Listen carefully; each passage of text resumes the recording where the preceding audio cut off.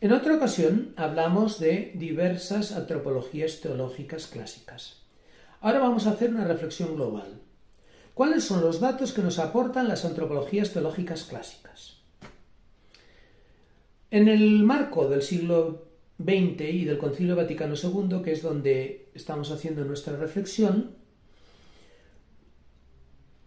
podemos decir que la Iglesia afronta un cambio de perspectiva cultural, filosófica y teológica. Siguiendo el desarrollo de la cultura, se pasó de una cultura teocéntrica a una cultura antropocéntrica. Es cierto que en el contexto de una visión teocéntrica del mundo, que es la visión antigua, la visión tradicional, que es la visión heredera de la Edad Media y toda la influencia cristiana en Europa, la antropología no tenía tanto valor.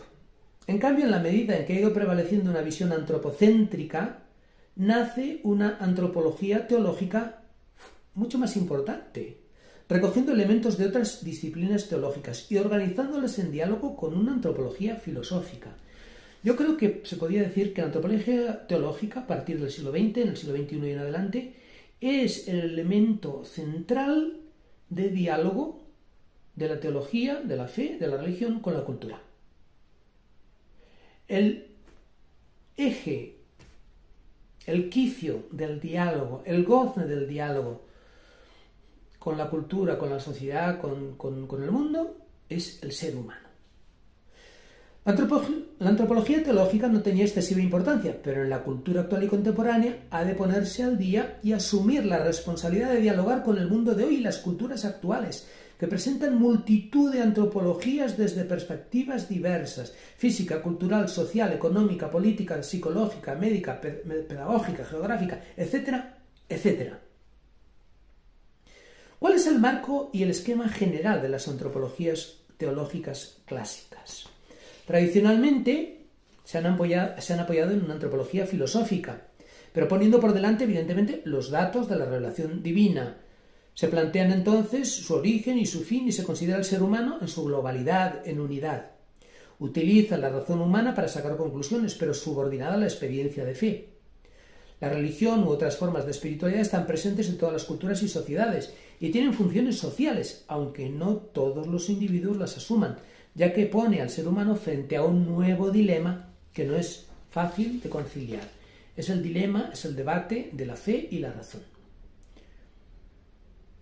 La antropología teológica, como visión completa e integral del ser humano a la luz de su vocación divina, se puede estructurar, ya lo hemos visto, en tres grandes bloques. La intención de Dios para el hombre y la humanidad. Se trata de una antropología protoológica, de una doctrina de la creación. El hombre en pecado, la redención en Cristo, es el núcleo de la antropología teológica, el segundo bloque. Y por último, la consumación del hombre en Cristo, la escatología. Algunos autores reflexionan sobre el hombre con grandes temas fundamentales: el hombre bajo el signo de Adán, el hombre bajo el signo de Cristo, el ser humano como criatura de Dios, imagen y semejanza suya, el ser humano alienado por el pecado, llamado a su vocación divina, a la filiación divina en Cristo, y unido a Cristo realiza esta vocación de hijo de Dios. Se trata, por tanto, de hablar del ser humano, pero no desde sí mismo, sino a partir de su relación con Dios y su vocación o llamada divina a ser hijo de Dios. Una vocación que lo sitúa en medio y en relación con todo lo creado, como hombre en el mundo. Por tanto, hablar del ser humano es hablar también del mundo, del cosmos, de todo lo creado, que tiene un vínculo indisoluble con lo humano. En esta línea, el tema entra en relación y a veces en conflicto con diversas doctrinas sobre la creación del mundo, el origen del cosmos, el origen de la vida, el surgimiento de la vida, el evolucionismo, etc. Doctrinas sobre el origen del universo, etc. Al mismo tiempo, se va especificando las características esencialmente humanas, su naturaleza e identidad, su dimensión social y personal, su actividad creadora, su trabajo en el mundo. Algunos autores incluyen la angeleología y la demonología como contexto ambiental de lo humano en medio de la creación, a través de otras criaturas espirituales con las que el ser humano puede relacionarse. Los elementos fundamentales de toda antropología teológica son el ser humano, como ser creado en medio del cosmos, su propia identidad, su relación con Dios, su relación con los otros seres humanos y los medios y posibilidades de realización en la historia de salvación, o sea, en el mundo, en el espacio y en el tiempo. Las fuentes para poder realizar la antropología teológica son la palabra de Dios, la tradición eclesial, elaborando la propia reflexión, la Biblia, la historia de la Iglesia, pero siempre en diálogo con la cultura actual.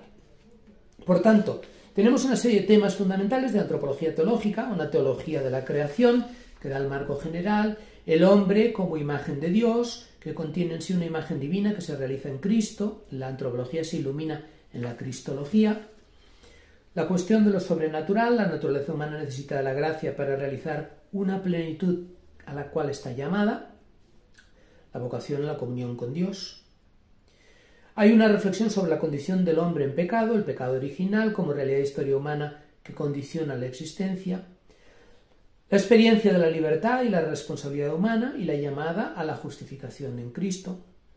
El hombre en gracia recibe la justificación por la fe, la transformación interna y la nueva creación. Amor de Dios que produce obras en nosotros, por un don del Espíritu Santo. Y esto lleva a un camino de consumación escatológica. Plenitud de la obra de Cristo resucitado es la consumación del hombre. La parusía del Señor, la resurrección de Cristo y la transfiguración del cosmos. Junto a esos temas fundamentales se van usando nociones teológicas que ayudan a iluminarlos. El paraíso original, que es un espacio simbólico o mítico donde Dios muestra su diseño original. El pecado original muestra la condición pecadora de la humanidad y su tendencia a romper la comunión con Dios ya desde el inicio, que eso marca la historia de la humanidad y se va comunicando solidariamente de unos hombres a otros. La noción de gracia muestra la voluntad salvífica de Dios gratuita y libre y que también muestra una identidad relacional de donación que se ajusta a la vocación relacional del ser humano. O sea, la dimensión relacional divina, esa capacidad de donación de Dios, se encuentra la capacidad receptora del ser humano y también el ser humano llamado a reproducir, no solamente a recibir, sino también a dar, a entregar, a ser generoso. Bueno, otros conceptos fundamentales, la filiación divina, ya hemos hablado de ella, la transformación del ser humano, la vocación a la unidad, el perdón de los pecados, la justificación por la fe, la nueva creación, que es la nueva vida del hombre justificado, y también encontramos los temas fronterizos con otras disciplinas. Las visiones científicas sobre el origen del universo y de la vida humana, el materialismo, el creacionismo o el evolucionismo, debaten y luchan, pugnan el origen del hombre, la acción divina, si el hombre viene de una pareja, de una evolución, o de lo que sea el monogenismo, el poligenismo, el darwinismo, etcétera, todos esos temas.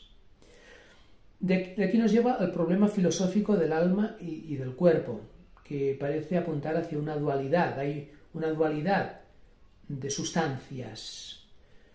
Cuando Descartes inicia su reflexión en el discurso del método pienso, luego existo, habla de la res extensa y la res cogitans, la res extensa, la cosa pensante y la cosa extensa, o sea, la materia y el pensamiento.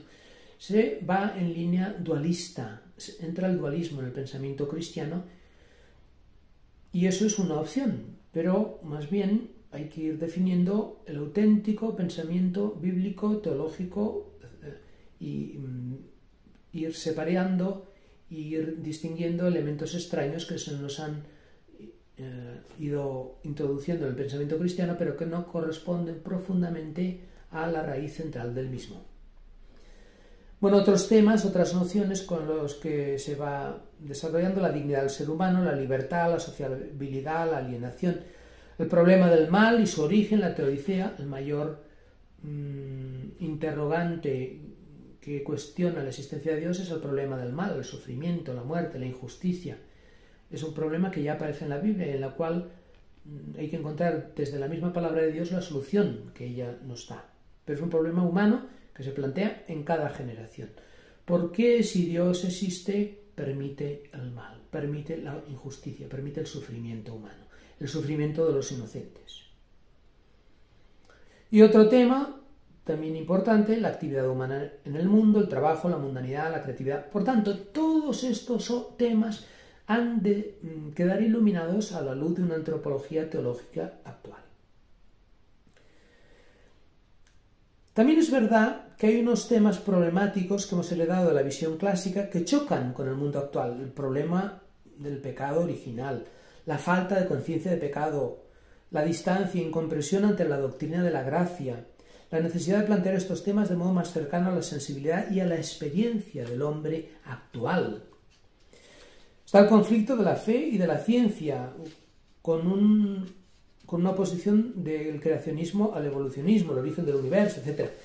En el fondo estamos ante un problema artificial, ya que en tiempos pasados entraban en conflicto por su, digamos, pretensión de absoluto el tipo de conocimiento religioso, que quería dar una respuesta absoluta, y el tipo de conocimiento científico, que llegó a un momento en el cual pretendía responder a todas las preguntas alejando las tradiciones supersticiosas y míticas de la humanidad para responderlas solamente desde la razón. Actualmente los científicos han abandonado esa pretensión de creer que solamente existe lo que se puede medir y pesar, o de que la ciencia va a conseguir desentrañar absoluta y total y definitivamente los misterios de la realidad. Más bien, actualmente hay muchísimos científicos que consideran que en el fondo la ciencia lo único que pretende es descubrir leyes de funcionamiento de lo real que llevan al progreso de la humanidad y a un conocimiento mayor de la realidad, ciertamente, pero que al fondo de la realidad siempre hay un misterio que probablemente será siempre inasequible. Hay muchos científicos que ya tienen esa consideración y se ha perdido ya esa pretensión de ingenuidad pseudocientífica pensando que el pensamiento racional, científico, nos iba a resolver todos los problemas y nos iba a explicar todas las causas y todas las realidades y todas las raíces de lo real. No, esto ya pocos científicos lo piensan. Otros problemas heredados, en cierto sentido se va medio solucionando, pero tampoco. Hay un conflicto entre las visiones naturalistas, biologistas o psicológicas que niegan la libertad humana. Esto aún hoy es así. Por otro lado, la visión patriarcal recogida en la Biblia y la tradición religiosa que somete a la mujer en relación con el hombre provoca un rechazo actualmente. La mujer frente al mito de la masculinidad de Dios. Lo masculino es lo bueno, en cambio lo que la mujer sería imperfecto, secundario. Todo eso que se nos ha transmitido en muchas culturas y también en el lenguaje y en muchos discursos religiosos, pues hoy choca contra la mentalidad del mundo actual en muchos aspectos. Y quizá es porque en el fondo tampoco responde al núcleo del pensamiento cristiano y al pensamiento religioso. Otros temas que chocan con la mentalidad actual. Presencia en la tradición religiosa de un cierto menosprecio encubierto de la corporalidad y una visión negativa y maniquea de la sexualidad frente a lo espiritual superior. Aunque esto no corresponde al pensamiento bíblico y judío, que es más unitario, sí se ha vinculado al cristianismo por influencia griega. Conflicto, dualismo, monismo sobre las diferentes sustancias de lo humano, pensamiento y realidad de Descartes, etc. O sea, hay como una influencia platónica del pensamiento cristiano de división entre la materia y el espíritu y de supremacía del espíritu. Y esto, si vamos a mirar, si lo profundizamos bien, no responde al núcleo del pensamiento bíblico, que es más bien que unifica al ser humano, el cuerpo y el alma, la materia y el espíritu. Otras cuestiones. Es necesario replantear, en general, temas centrales de antropología teológica con nuevos parámetros más cercanos a la visión del ser humano actual. Por ejemplo, hemos llegado a una visión del ser humano demasiado individualista y hay que clarificar, hay que profundizar y hay que desarrollar la dimensión social comunitaria. Precisamente el cristianismo tiene en el núcleo del dogma y de su doctrina a la Trinidad, que es una relación de personas, Y todo eso está por profundizar y por desarrollar. Hay que explicar de modo más actual el pecado original, el tema de la gracia, el sentido de la historia, la dimensión biográfica personal inserida en una historia de salvación de un pueblo. Todo eso son elementos que hay que profundizar. Es muy importante, por otro lado, hacer un diálogo con la ciencia, especialmente con la psicología y la neurociencia actuales, para poner el lenguaje bíblico en un discurso actualizado y acorde con los nuevos descubrimientos. La Biblia es una mezcla de inspiración divina y cultura de los pueblos paganos que lo rodeaban. Hay muchas cosas que la Biblia, el hombre bíblico, recoge de los relatos y las tradiciones antiguas. Y eso no tiene ningún problema, porque Dios habla en lo humano, en la cultura, en lo social, profundizando lo mejor del ser humano. Bueno, pues igualmente hoy es necesario que la cultura, la teología, la antropología teológica dialogue profundamente con la psicología y con la neurociencia, porque ahí puede encontrar numerosos elementos en los cuales fundamentar la fe cristiana hoy, de manera significativa para el mundo de hoy. Esa va a ser una de las líneas fundamentales del trabajo que yo quiero realizar. Hay, por otro lado, una necesidad de compaginar la visión de otras tradiciones cristianas, orientales, la Iglesia ortodoxa, etc., y de otras tradiciones religiosas con la visión cristiana y católica, para favorecer una alianza global a favor del bien de la humanidad. No se trata de sincretismo, se trata de caminar juntos hacia el misterio del Dios escondido, como una gran familia que es la humanidad. La teología de la liberación ha subrayado la visión demasiado doctrinal y filosófica del ser humano, que se aleja de las personas reales y sus recorridos históricos y biográficos. Una visión demasiado abstracta e ideal, que se centra en esencias, en naturalezas, pero no en el ser humano aterrizado, concreto, con sus problemas, sus necesidades. El Dios de la Biblia es liberador de los seres humanos concretos, de los pueblos oprimidos. Luego está todo el tema de la problemática ecológica y el cambio climático, que obligan a reflexionar sobre la unión del hombre y del mundo en armonía con el plan creador divino, y la destrucción del mismo como fruto de la actividad humana. La nueva conciencia cristiana reclama una responsabilidad ecológica y ambiental. Tenemos, gracias al Concilio Vaticano II, un nuevo marco cultural y teológico que propicia esta apertura y este diálogo con el mundo, con las personas, con la cultura, con la ciencia, con la psicología, etc. El Concilio Vaticano II fue un concilio pastoral, pero que propone también volver a los orígenes, volver a lo que no a algunas tradiciones que con el tiempo quizás se nos hayan ido adhiriendo a la estructura eclesial y que no responden en el fondo al núcleo del mensaje cristiano, sino que son circunstancias y aspectos sociales que han hecho un servicio en una etapa de la humanidad, pero que ahora necesitan una purificación. La Iglesia es semper reformanda, es una comunidad que siempre está en estado de transformación, de renovación, de cambio interior, convirtiéndose al Señor. Dios es el que la mueve, la conduce y la ilumina. El Concilio Vaticano II fue un concilio pastoral que no quiso definir dogmas o elaborar doctrinas, sino que quiere acercarse a los hombres y a las mujeres de hoy para poder conducir sus anhelos y sus inquietudes hacia la solución de los mismos, que está en Jesucristo. Jesucristo como respuesta al anhelo, al interrogante, a la inquietud y al drama del ser humano. El concilio quiere llevar una buena noticia, asumir la actitud del buen samaritano que se acerca al hombre y a la mujer de hoy y les lleva una buena noticia de plenitud, de vida, de felicidad, de alegría, en la verdad, evidentemente.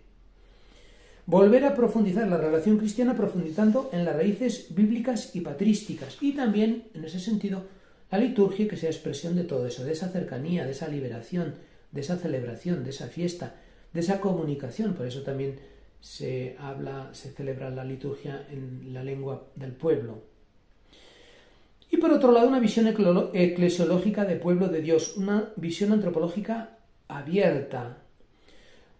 Hemos heredado una tradición social, cultural, demasiado individualista y también una espiritualidad y una teología demasiado individualista. Acordémonos de la definición de Boecio. Hay que redescubrir al ser humano como relación, como comunidad, como unión del hombre y la mujer, como pueblo de Dios, que viven, que celebran su fe. Hay que abandonar las visiones individualistas y hay que abandonar también las visiones clericales y piramidales de la Iglesia o la sociedad perfecta. Ahí encontramos un elemento que nos ha entrado en la historia de la Iglesia por influencia social, cultural de la Edad Media y de las formas de organización social de la Edad Media, pero no del cristianismo. La pirámide en la cual todo va de arriba a abajo. Hay una necesidad de descubrir la espiritualidad de comunión como médula de la vida eclesial. La sinodalidad como vida, como núcleo de la vida de la Iglesia. Pero no para charlas o reflexiones doctrinales, sino como experiencia de vida. Hay que aprender a dialogar, hay que aprender a escucharse, hay que llevar la comunidad cristiana desde el diálogo, desde la comunión, aprendiendo unos de otros a escuchar lo que Dios nos quiere decir en el seno de la comunidad. Como decía San Benito de Nursia en su regla, hay que escuchar a todos en la comunidad, cuando se reúne la comunidad, porque a veces Dios habla a través del más pequeño, del último llegado. Bueno, hasta aquí como introducción esta síntesis de lo que hemos recibido como antropología teológica hasta hoy. Ahí tenemos los libros, ahí tenemos los manuales muy bien escritos con muchísimas cosas muy interesantes. La antropología teológica está muy centrada en responder con fidelidad a la cuestión del hombre, con las respuestas que la palabra de Dios y la tradición cristiana han dado a lo largo de los siglos. Pero se echa en falta una agilidad para responder a las nuevas preguntas y planteamientos que el mundo contemporáneo nos propone. Quizá llegue el momento de sacar, como el escriba de Mateo, del cofre de la tradición, cosas antiguas y respuestas nuevas que se ajusten a las preguntas que el ser humano se hace hoy.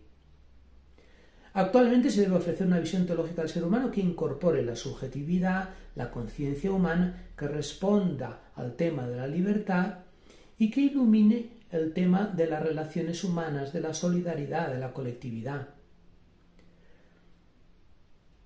Europa en el siglo XX, Europa que fue heredera de la tradición cristiana, que la consolidó y después la transmitió a todos los continentes, resulta que en el siglo XX es el origen y la transmisora de dos grandes guerras mundiales y de unas doctrinas en las que fracasa estrepitosamente el paso de la individualidad a la colectividad, como son el comunismo y el fascismo. Cuando el ser humano pasa a la sociedad, a la comunión, a la comunidad, fracasa estrepitosamente. Y sin embargo, hay que descubrir en el núcleo del mensaje cristiano las huellas de la Trinidad. El ser humano es relación. Como Dios, el Dios cristiano es trinitario, es uno y trino, es unidad de personas y por tanto es relación. Hay que ir redescubriendo todas estas nuevas realidades desde el núcleo de la experiencia cristiana. La antropología teológica tiene que abrirse, descubrirse, iluminar estos temas desde el centro de su propia tradición. Como dice el Concilio Vaticano II, el camino de la Iglesia es el hombre. Bueno, esto lo dice el Redemptor Hominis de Juan Pablo II. El camino de la Iglesia es el hombre. Y el Concilio Vaticano II dice, es otra frase que también repetía muchas veces Juan Pablo II, el misterio del hombre solo se esclarece en el misterio del Verbo encarnado. Gaudium Spes 22. En esta línea queremos avanzar en estas reflexiones.